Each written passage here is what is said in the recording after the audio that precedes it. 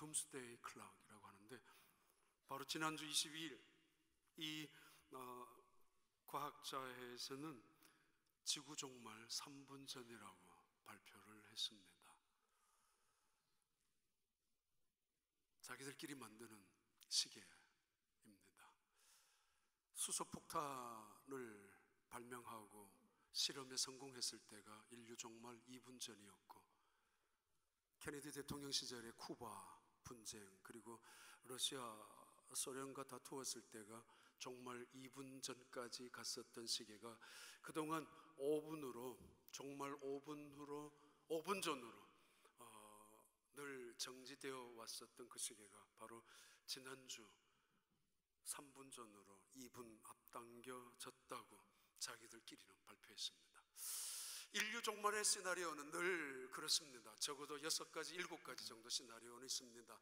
소행성의 충돌, 그래서 지구의 갑작스러운 파괴 이루어지는 것, 혹은 인류가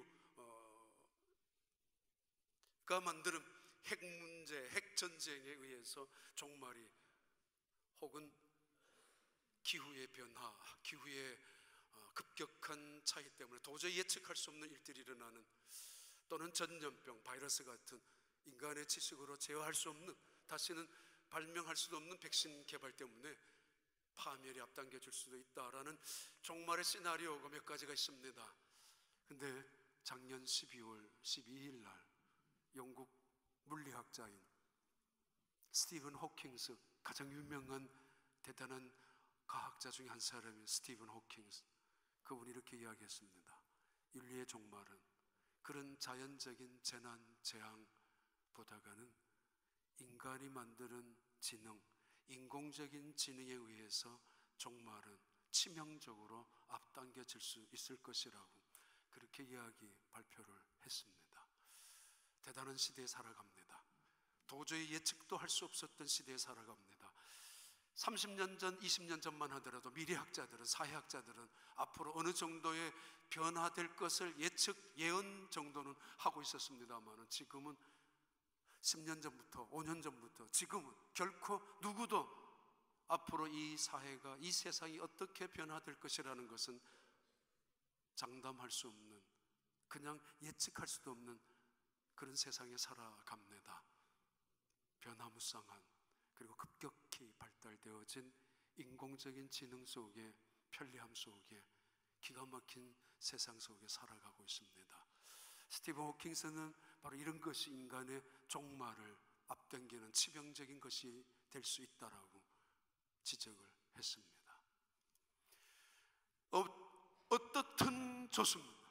세상이 어떻게 변하든, 어떻게 변할 것이든, 어떤 종말이 찾아오든, 세상이 어떻게 달라지든, 작년 연말부터는 가스 값이 굉장히 올랐을 때, 아니요, 저거 어떻게 저렇게 올라가는가, 내려오지 않는가 라는 걱정을 하고 지난 몇 년 동안 있었는데, 연말부터 가스값이 내려오면서부터 다시 또 다른 걱정이 생겼습니다. 아니, 저러면은 힘든 회사들이, 어려워지는 사람들이 많다는데 어떻게 하지? 다른 사람들은 다른 지역에서 어떨는지 모르지만 나름대로 또 다른 아픔이나 고민이 있습니다. 가스, 에너지와 관계된 회사에 다니는 분들이 꽤 많기 때문이고, 그런 분들의 걱정스러운 이야기를 들었기 때문입니다. 가스값이 다시 올라가야 하는데, 사람들은 예측할 것입니다. 연말이면 다시 회복될 거라고. 회복되는 게 어떤 건지 모르겠지만 하여튼 다시. 그러나 누구도 결코 장담할 수 없는 세상 속에 살아갑니다. 2000년이 시작될 즈음에, 우리는 21세기가 시작되면 무서운 일들이 일어날 것이라고, 마치 2000년 1월 1일 날은 아주 대단한 세상의 변혁이 이루어질 것 같은 충격, 그런 불안, 두려움도 있었습니다만 벌써 15년이 지나갔습니다. 2015년입니다. 무엇 하나 맞출 수 있는 일들은 없지만은 저는 분명히 말씀드리고 싶은 것이 있습니다. 예수님, 그분만은 2000년 전에도 동일한 예수님. 2000년이 지난 지금, 2000년이 지나서 2015년이 지난 2015년이 된 오늘, 지금도 역사의 가장 중요한 중심은 예수 그리스도입니다. 경기가 어떻게 회복될 것인가, 어느 정치가가 대통령이 될 것인가, 어느 당이 여당이 될 것인가, 또는 가스값이 어떻게 될 것인가에 관심도 있어야 하고, 다우존스의 관심도, 주식에 대한 관심도 대단히 많을 것입니다. 그거 보고 살아가는 사람들 있을 것입니다. 투자하는 사람들도 있을 것입니다. 그러나 그렇지 않습니다. 언제나 우리가 관심 있게 주목해야 될 분은 한 분밖에 없습니다. 예수 그리스도입니다. 세상이 다 변하더라도, 세상이 다 설마 무너진다 할지라도 예수 그리스도 그분 외에는 믿을 곳이, 소망이 있을 곳이 없기 때문입니다.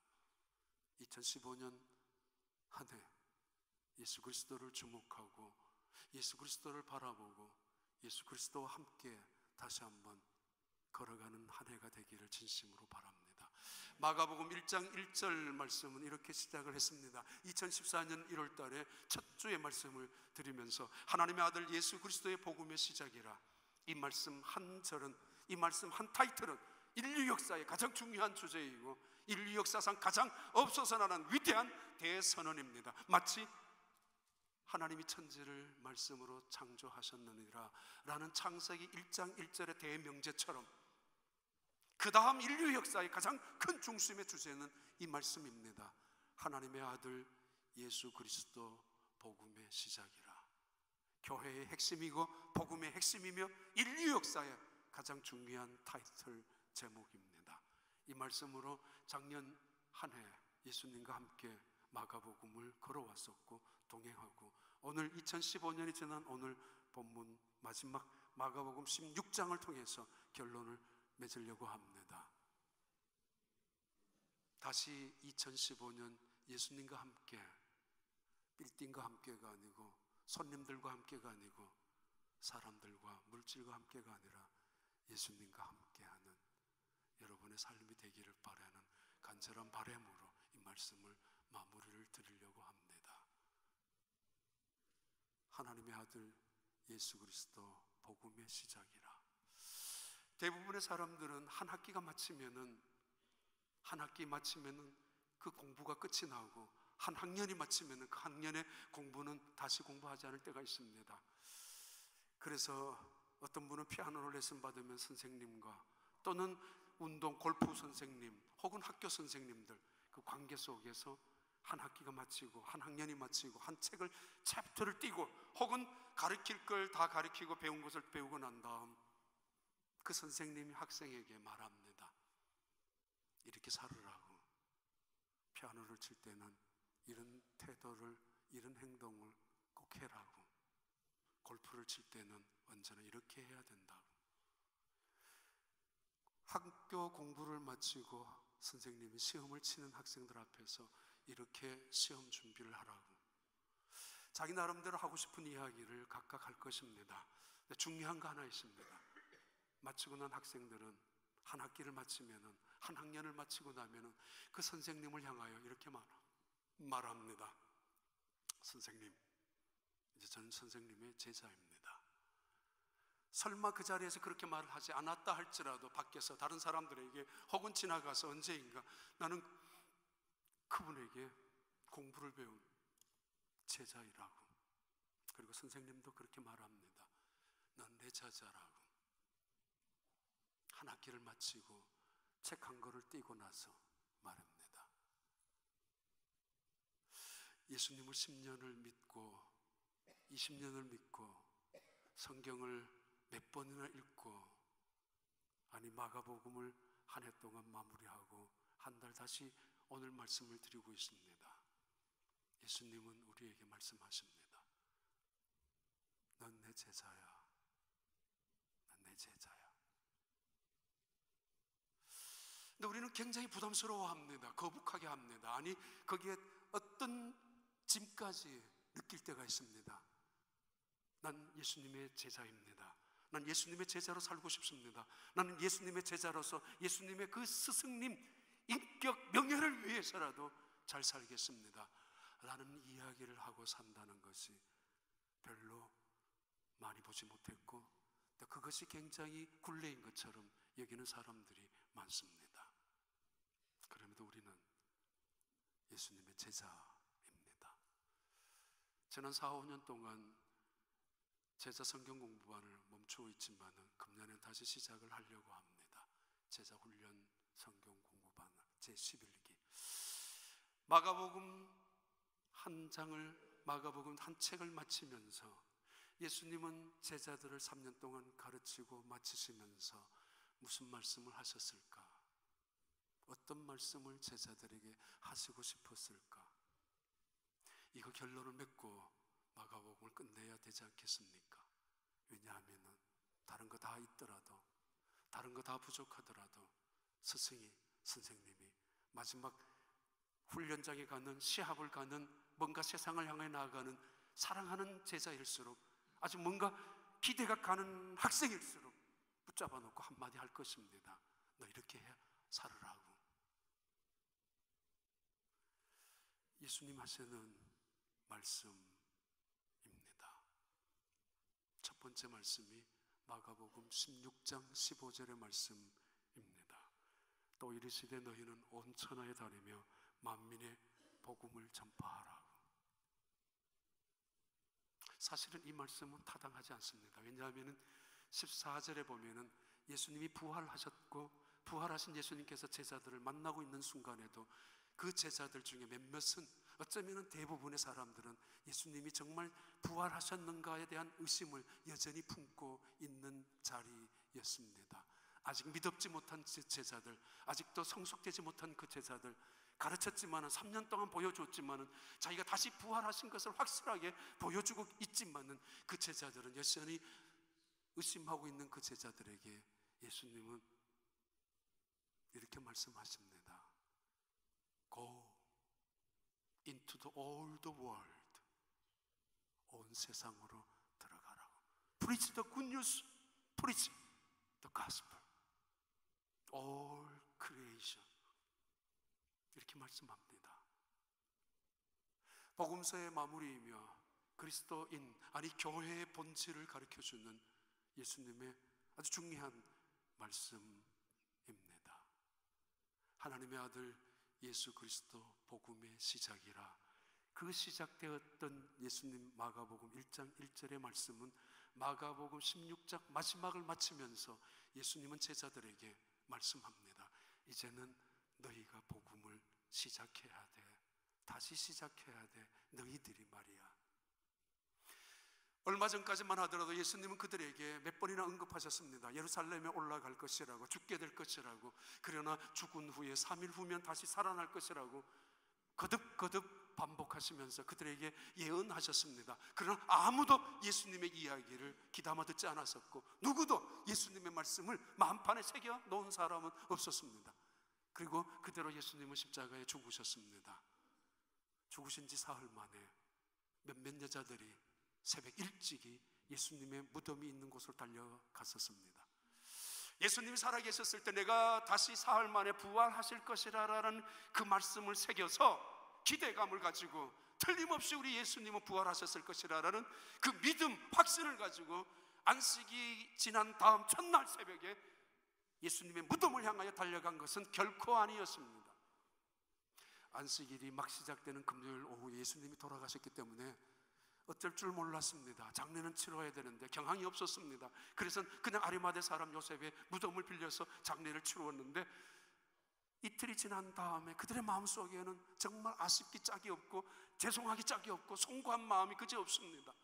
그렇게 예수님을 떠나보내다니, 예수님의 그 몸에 향품 하나 발라드리지 못했다니 라는 아쉬움 때문에, 그분에게 예우를 해드리지 못한 자기들의 그 사랑을 표현하지 못했던 그들의 마음 때문에 그들은 안식일이 지나자 말자 이른 새벽에 무덤을 향하여 달려갔던 것입니다.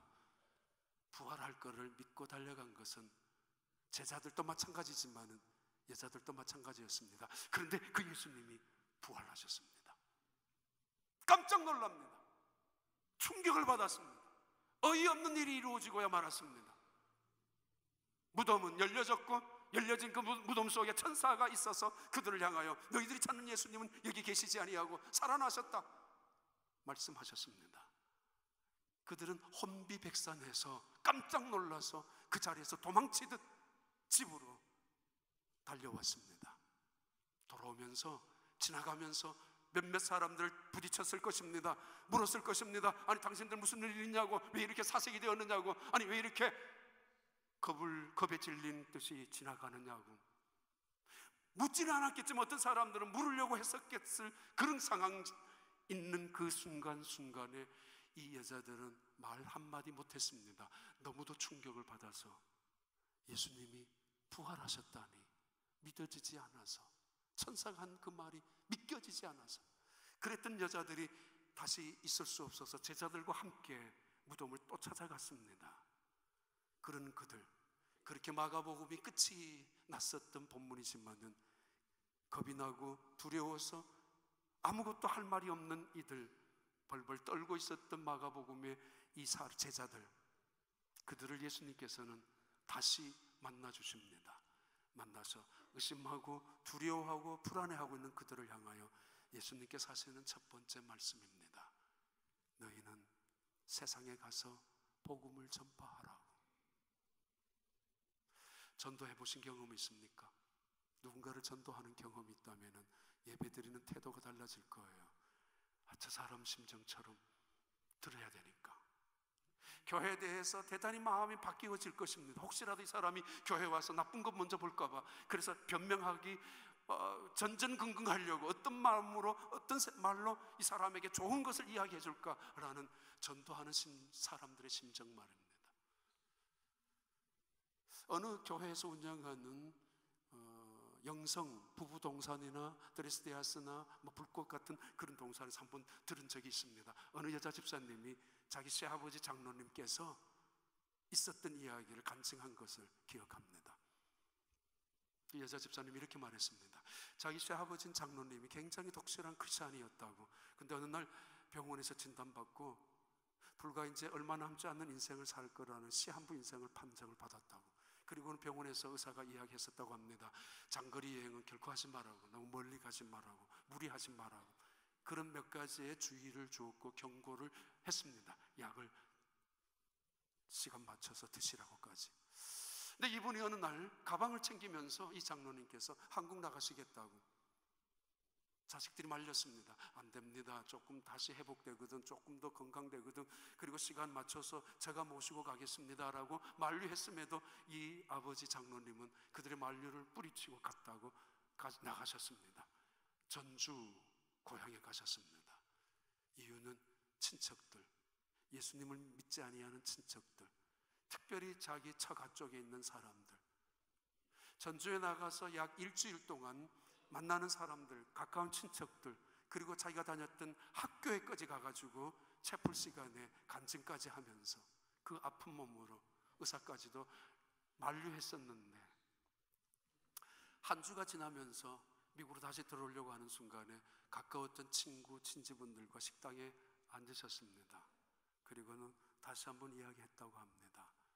예수님 믿으시라고, 예수님 믿고 살으라고. 그 말 하고 나서 식당에서 의자에 앉아 계시다가 그냥 스르르 쓰러지듯이 넘어지셨고, 쓰러진 그 장로님 옆에 계셨던 한 분이 등에 업고 병원으로 달려갔지만은 가는 중에 운명하셨습니다. 그분이 한국에 나가기 전에 가족들에게 이야기했었다고 합니다. 나 이대로 안방에서 그냥 죽고 싶지 않아. 나 그냥 병원 침상에서 그냥 그렇게 산소호흡기에 매달려서 죽고 싶진 않다고. 내가 이때까지 선교지 한번 제대로 못 갔는데, 내가 제대로 이때까지 예수 믿으라고 말한 적이 없었는데 이때까지 부끄러워서 어떻게 하냐고. 나 살아봐야 2년 3년밖에 더 못 살 텐데 앞으로 내 가서 전도하고 끝나겠다고. 너는 가서 온 땅에 가서 복음을 전파하라고. 세상이 어떤 세상입니까? 지금 기가 막힌 기계 문명에 현대화된 그런 물질 문명 속에 파묻혀서 살아가고 있는데 예수라뇨, 예수 믿으라뇨, 이게 무슨 이야기입니까? 혹시 아십니까? 바나 리서치의 가장 유명한 미국의 기독교 연구단체에서 연구한 자료 중에 하나, 10년 전까지만 하더라도 미국에서 가장 왕성하게 기독교가 부흥했었던 곳이 바로 실리콘밸리 지역에 있었던 교회들이라는 것 말입니다. 1년에 60여 명 이상의 100만 장자가 나타나고 1년에 한두 명은 억만장자가 탄생했었던 실리콘밸리 지역에 대단한 사람들이 모여있는, 돈이라면 최고의 자리에, 머리라면 최고의 자리에 있었던 그 실리콘밸리 지역에 기독교가 가장 왕성했었다고. 그때 왜요? 물질이 아니라는 거, 지식으로도 안 된다는 거, 그 영혼 속에 살고 싶은, 그 영혼 속에 살려달라고 애원하는, 마치 수가성 여인처럼 말입니다. 두 번째, 예수님께서는 그들에게 이렇게 말씀합니다. 너희는 가서 외쳐라. 그 뉴스 가스펠을 외쳐라. 분명히 아주 긴급하게 외쳐라는 것이고, 그리고 확실하게 중요한 것이니까 외쳐라는 것이고, 듣지 못하는 사람들, 말해주는 사람들이 없다라고 핑계대지 못하도록 확실하게 모두에게 말하라고 하시면서 그 내용을 마가복음 16장 16절에서 이렇게 말합니다. 그 굿뉴스의 내용이 이것입니다. 믿고 세례를 받는 사람은 구원을 얻을 것이요, 믿지 않는 사람은 정죄를 받으리라. 아니, 말도 되지 않습니다. 지금 21세기를 살아가는, 인공위성이 달 이미 오래전에, 아니 화성을, 이미 화성에 일어나는 일들까지 보고받는 세상 속에 살아가는데 이게 무슨 뚱땅지 같은 말입니까? 그러나 변하지 않는 세상, 수없이 많은 변화하는 세상 속에서 변하지 않은 가장 중요한 주제는 이것입니다. 누구든지 예수 그리스도를 믿으면 구원을 받을 것이지만 예수를 믿지 아니하면은 정죄를 받을 것이라고. Whoever believes, 누구든지 믿는다면, 혹은 and baptized, 믿고 혹은 세례를 받는다면 will be saved. Whoever does not believe will be condemned. 정죄를 받을 것이라. 전 이 말씀을 마가복음 마치면서 예수님께서 하신 이 말씀을 다시 한번 결론으로 드립니다. 여러분, 예수님을 믿으십시오. 그리고 제대로 믿으십시오. 구원을 받게 될 것입니다. 누구든지 예수를 믿지 않는다면 그는 정죄를 받을 것이라고. 새벽 기도를 마치고 나면은 저는 잠깐 여기 올라옵니다. 꽤 오랜 시간 올라와서 십자가 밑에 잠깐, 십자가 밑에서 기도를 합니다. 하나님, 우리 교회 오는 사람들 십자가에서 흘리는 보혈을 통하여 제사함 받게 해주세요. 구원 받게 해주세요. 저에게 보내주신, 우리 교회에 보내주신, 하나님께서 맡겨주신 양떼들이 구원 받도록, 한 사람도 정죄를 당하지 아니하도록, 여기에서 복음이 선포되도록.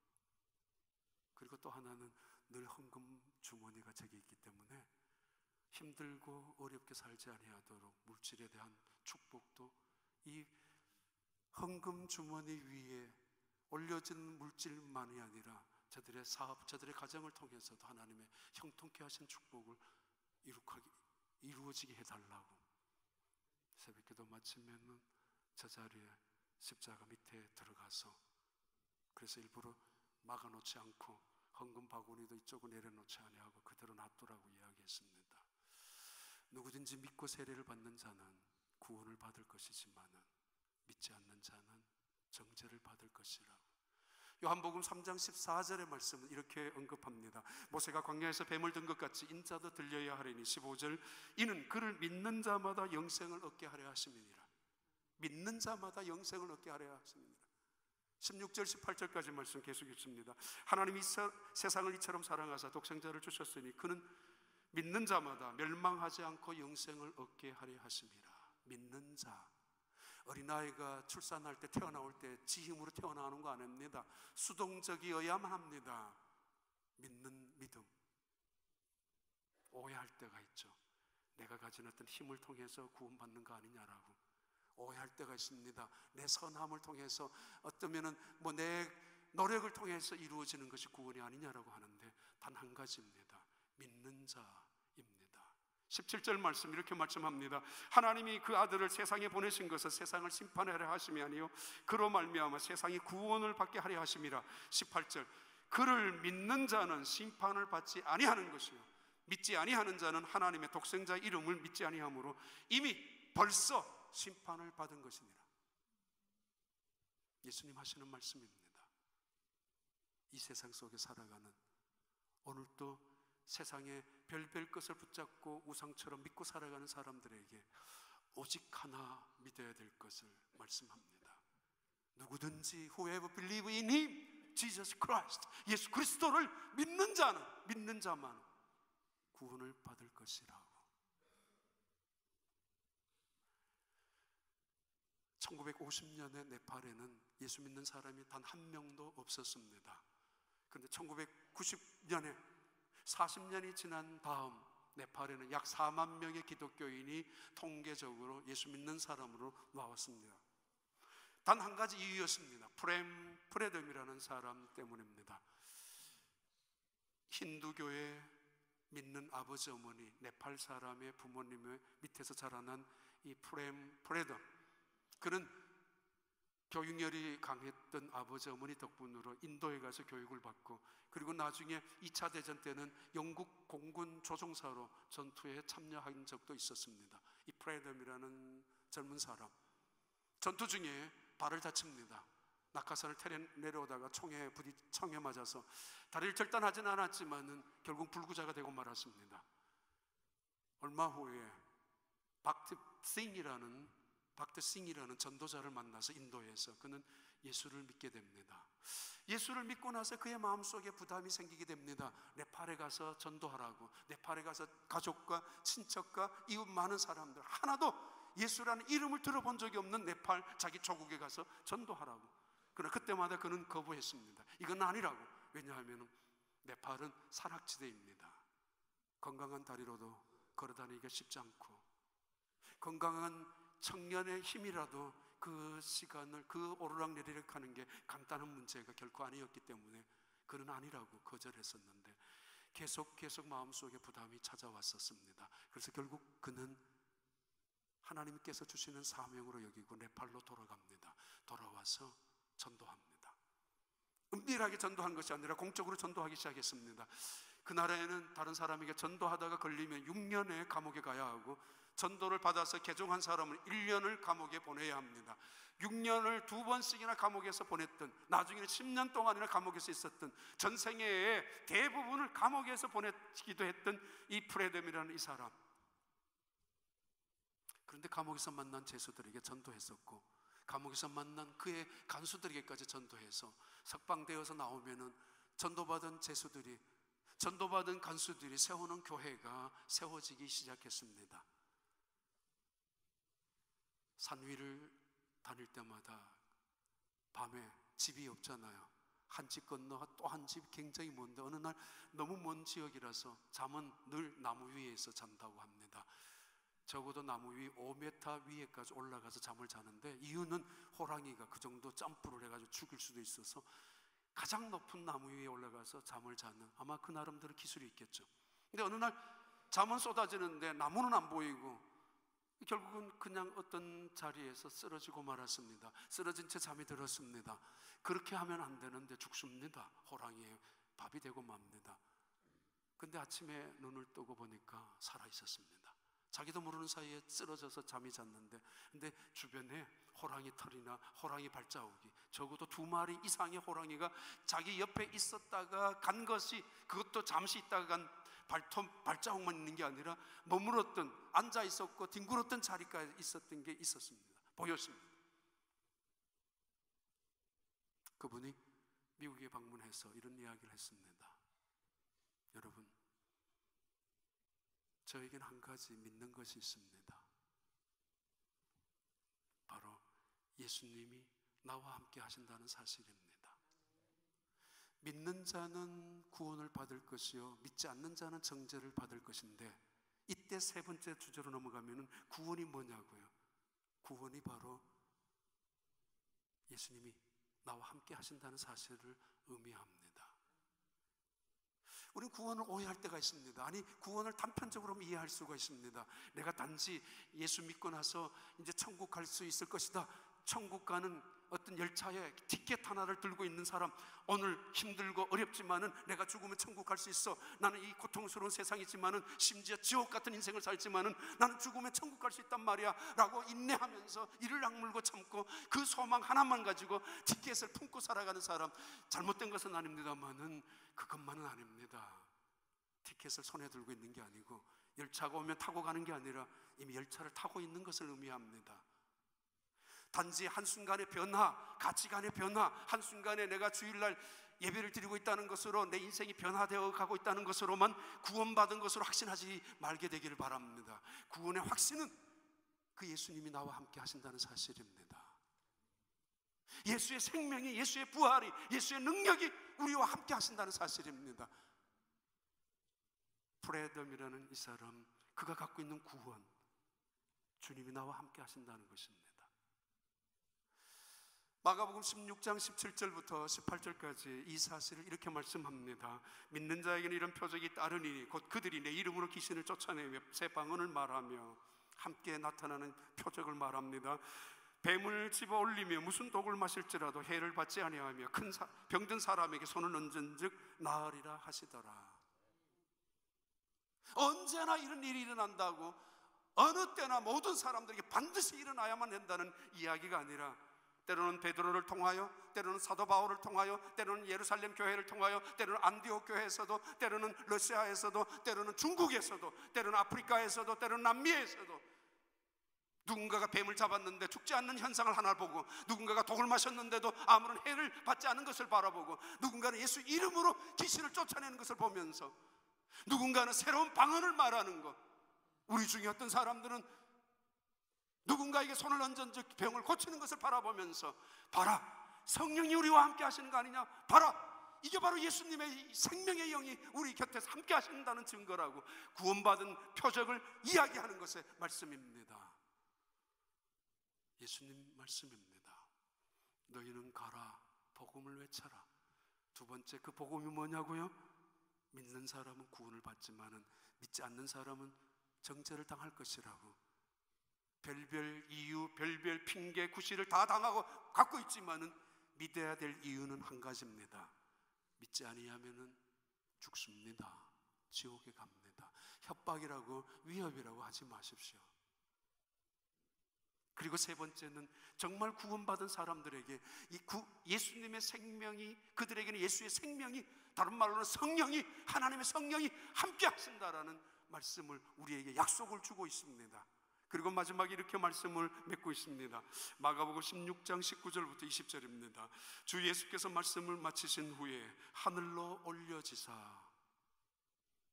제자들을 남겨놓고 하나님 우편에 앉으시니라. 그분 올라가셨습니다. 그런데 신기한 표현이 나옵니다. 20절의 말씀입니다. 제자들이 나가 두루 전파할세 순종해서 주께서 함께 역사하사. 이게 무슨 말이에요? 하나님 나라 올라가신 예수님이신데 그들이 복음을 전파하는 순간에 주님이 함께 하시고 계십니다. 구원받은 성도들에게 나타나는 성령의 의미, 또 예수님께서 약속하신 말씀대로 세상 끝날까지 내가 너희와 함께 하시겠다라는 말씀이기도 합니다. 그리고는 그 자리에서 그 따르는 표적으로 말씀을 확실히 증언하시니라. 말씀을 맺습니다. 마가복음 마무리합니다. 결론을 드립니다. 어떤 사람은 교회를 떠나갑니다. 하나님을 떠나갑니다. 열심으로 믿다가도 교회를, 심지어 상처를 받고 비판하고 떠나가기도 합니다. 왜 그랬을까요? 어떤 사람들은 고난 속에서도, 죽음 앞에서도 하나님을 버리지 아니하고 예수님을 결코 떠나지 아니하고 예수님을 붙잡고 살아가는 사람들이 있습니다. 그 고난 속에서도 이를 악물고 참는 것이 아니라 오히려 감사하면서, 프레덤이라는 이 사람 감옥에 있는 순간에 가장 최악의 순간 속에서도 그는 고백했었습니다. 내 속에 그리스도가 함께 계시기에 나는 기도 못할 이유가 없고 찬양 못할 이유가 없고 감사 안 드릴 이유가 하나도 없다라고. 구원을 알기 때문에. 그래서 내가 배반해야 될, 내가 그래서 예수님 전도하지 않겠다라는 약속을 해야 될 이유도 없다라고.